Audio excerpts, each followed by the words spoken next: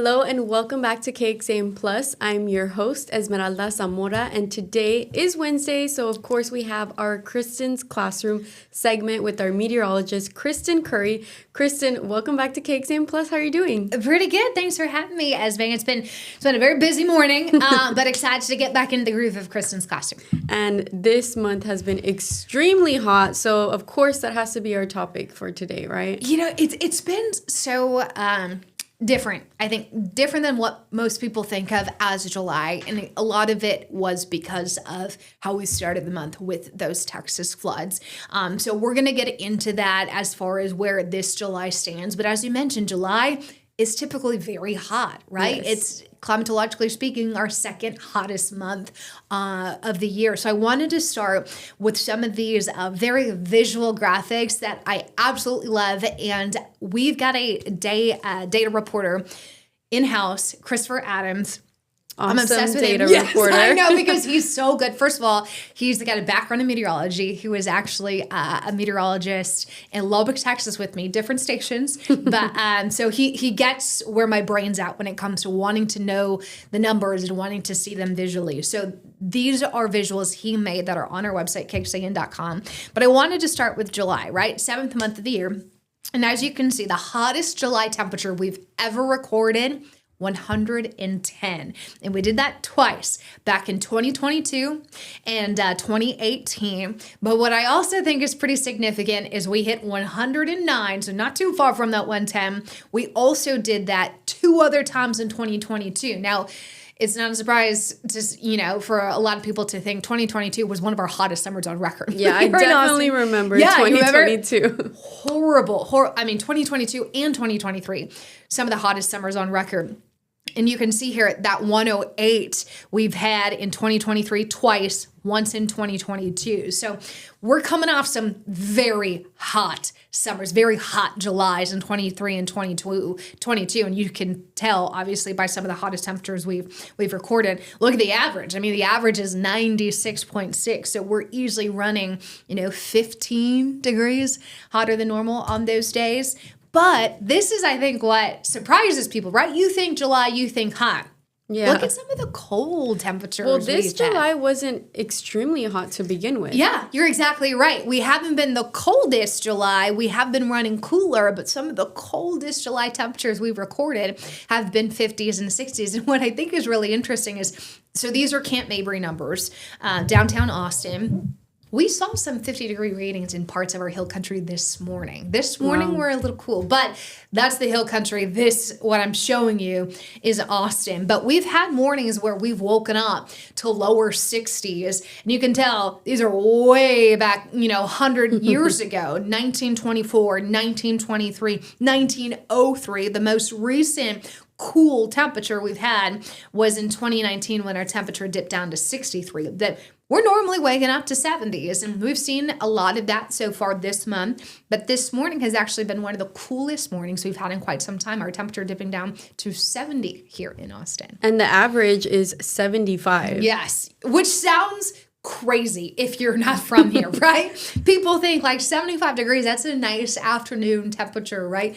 We wake up to that. That's the coolest it gets in the day during July. So, and if you don't wake up early enough, you're going to miss it. Yeah, exactly. By the time most of us roll out the door, the warm up has already started, right? Coolest time of day on a normal weather day comes just after sunrise. That's why, on the 7th day, we put the little low temperature in between the days, because technically it's a morning low. It's not a nighttime temperature. It happens just after sunrise. Those morning lows, coldest time of day, would happen just after sunrise before the warm up takes off. So I just thought it was pretty interesting to know that we've had super hot days in July, obviously 110.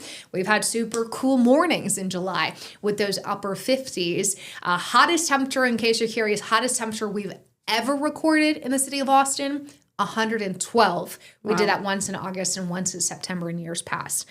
So I thought it was pretty interesting. Ready for precipitation? Precipitation is what we had this July. Right now, and I understand we still have 2 more days technically of July, today and tomorrow, but we're not likely to see rain today or tomorrow. So this is almost official, but not quite. if we don't get a drop more rain between now and the end of the day tomorrow, this July will be the 9th wettest on record. Records going back to the 1890s in the Austin area. We've picked up over 6 inches of rain this month, which is incredible for the time of year. I mean, you think about our wettest month in Austin is typically May, where we average over 5 inches. So even our wettest month of the year, we beat that this July, which is very, very profound. Now, obviously, it came at a significant cost, and if we had any control, we would for sure rather take the drought than losing over 100 people. But it is what it is, and the data shows that 6 inches of rain here in Austin would put us at 9th for the wettest July we've ever seen here in Austin. Going backwards, you can see some of these are very old records. I mean, the wettest we've had is 1919, where we picked up over a foot of rain in July. And what just kind of drives the point home here is we typically only get a little less than 2 inches in the month of July. It is not a very wet month for us in a normal year. The difference maker is oftentimes tropical systems, and that's exactly what played out this July. The remnants of Tropical Storm Barry, some of that Pacific moisture being pulled off Hurricane Flossie. You had the combination of that giving us this 6-inch rainfall total. Now, some of that last Saturday, we actually got about 3,807 inches. So it wasn't all the Texas flood event during the Independence Day weekend that gave us that 6 inches. There was a couple weekends after that did. But it is impressive, I think, just to look at these numbers and think, okay, wow, like 6 inches was a lot of rain for us this month. We doubled that in 1919 and 1903, which is, I can't even, my mind doesn't even want to go there. 12 That's so much rain. inches is crazy. Yeah, it is. It truly is. And like I said, wettest month of the year for us is typically May, where we average 5. And 5 sounds like a lot, considering how much time we typically spend in drought. But we've picked up over 6 inches so far this year. So far this month, and it's definitely going to leave us well ahead of the game for July by close to 4 inches here. And I've got some numbers here to show you what it's looked like so far this July. As may not always do you see any month of the year here in Central Texas with so many blue boxes. Blue I know. 3 red is... I know. It's too little. Walk in the park, really. Blue boxes indicating days where the temperature never made it up to average. Red being above average, gray being average. Yesterday, 100 degrees. That was 2 degrees above normal. Today, you're seeing that 79. That's the warmest we've been so far today, which we know is not going to stay that way. We've got a high of 101 today. So today, tomorrow, and even yesterday, that's about 3 days of triple-digit heat. And you can see we had one last week, but our numbers as far as triple digits go are running a little bit below normal. And I'll get to that in a second.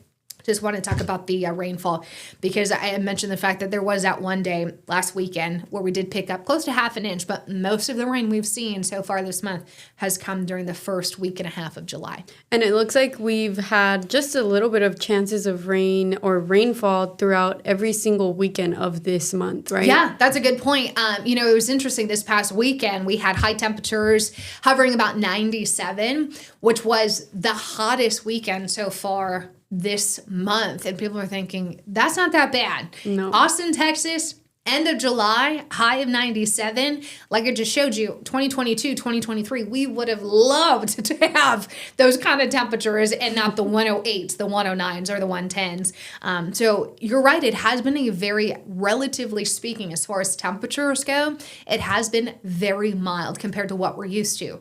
What we're used to is 10 triple-digit days in the month of July. And like I just showed you, today would be 1, 2, 3. 3 for the month, because we saw 2 in May. Yeah. Technically, that's springtime and not summertime. So for summertime triple digits, we are definitely below what we normally see with that 10 triple-digit day count. And did we break any records on that, or is that normal? I'd have to go back and look. I don't know if we have had Julys where we've not seen triple digits. So there wouldn't be any broken records there. I know this morning, the low temperatures, we broke some records. I think meteorologist Tommy House was telling me that officially out at the airport, we dropped down to 63, which is a record low. I tend to favor more Camp Mabry downtown because more people live there than Austin Bergstrom. So I don't like to cherry pick when one breaks a record and one doesn't. I like to just focus on the one. But it was unseasonably cool this morning. And overall, this month has been unseasonably cool. Got some numbers to show you. As mentioned, we still got 2 days left in July. I know. But looking at the average temperature, the mean temperature, morning lows, afternoon highs, if we combine that together and get our mean temperature, we are currently sitting at the 40th coolest July on record. Wow. And that mean temperature is about 84 degrees. As mentioned, 9th wettest, records going back to the 1890s, and that rainfall over 6 inches. Wow, that's amazing. We've reached the 9th in the list. That's Top pretty 10. surprising because it goes back all the way to the 1900s. That's interesting. Top 10 wettest. And I'll take this one step further. I know I'm throwing a lot of numbers at you, but it just was really interesting to think, what about the highs and the lows? Like which one is skewing us when it comes to that average temperature? When we look at just those afternoon highs, just the maximum temperature we see in a day, we're currently sitting at the 22nd coolest on record. When you look at just the overnight lows, just those morning temperatures, 25th warmest.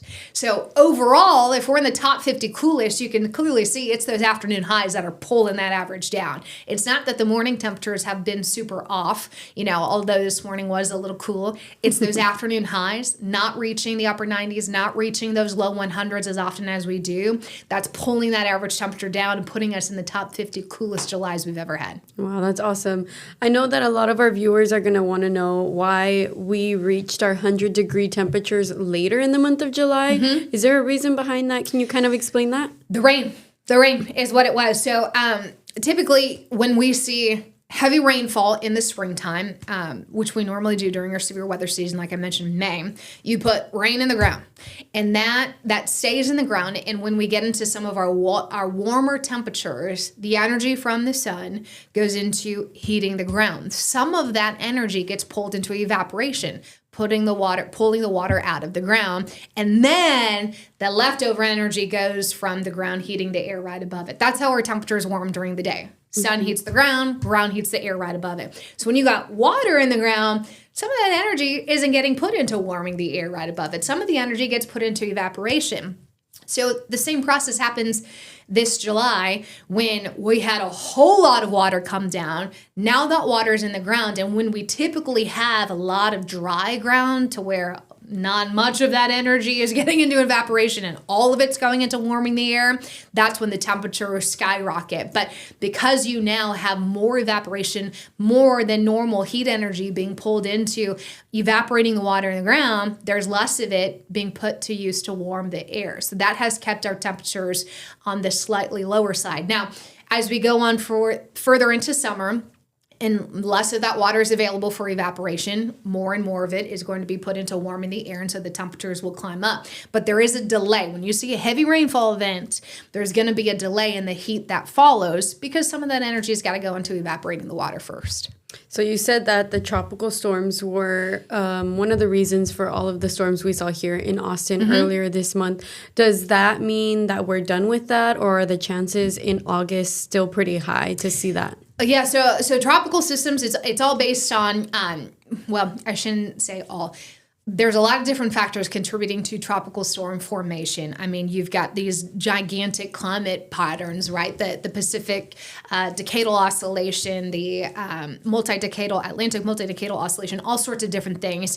But our weather that we have seen over the last month in no way reflects what we could potentially see in the future from tropical systems. That's all based on different sort of phenomenon. So it has been maybe for some a quieter hurricane season. We still have had only 3 so far. I say only 3, but we've had some flooding impacts not only from Barry here in Central Texas, but from Chantal out in South Carolina earlier in the.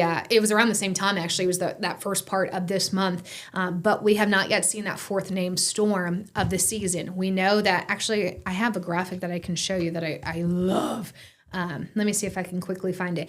That it's not a normal, like a perfect little bell curve of when we start the season, it's slow and then it really ramps up in the middle and then comes down slow.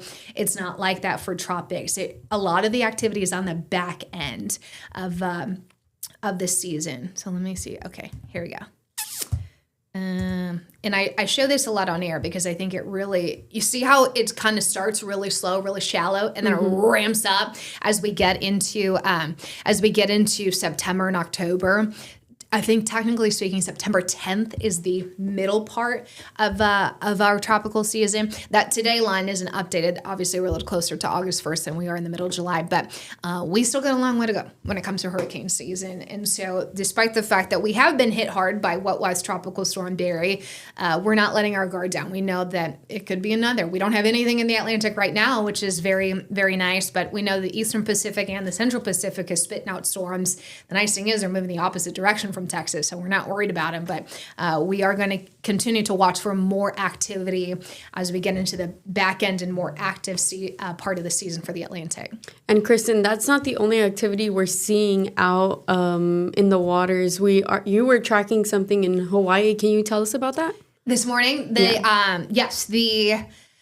unfortunately, the tsunami, and I can show you what I was talking about on air this morning because I don't think people realize that it is very rare to get tsunami waves here in the United States. Like the tsunami watches come out or tsunami advisory, but the fact that we had an actual tsunami waves impacting Hawaii, California, Oregon, and Washington this morning is very rare. So this was caused by a large earthquake up in Russia, that magnitude 8.8 that happened late last night, our time.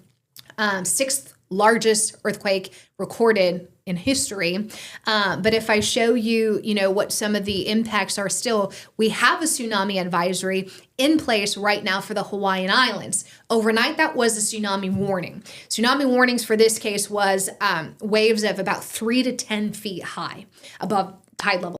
Now it's about 1 to 3 feet with the advisory. And it wasn't just Hawaii. We have parts of California also under that tsunami advisory. Again, 1 to 3 feet with the wave levels. There was a small chunk this morning in Northern California with that tsunami warning as the wave crests with Crescent City were about 6 to 8 feet the last time I checked. And then there was still a little bit of, the Aleutian Islands in Alaska underneath that tsunami advisory. So, it's crazy to think this morning we had a tsunami hit the United States. Granted, it wasn't this mega catastrophe like it could have been, like we've seen, in 2011 with the Japan earthquake or the Indonesia tsunami. But still, it was a rise in wave height. I think it was in Maui.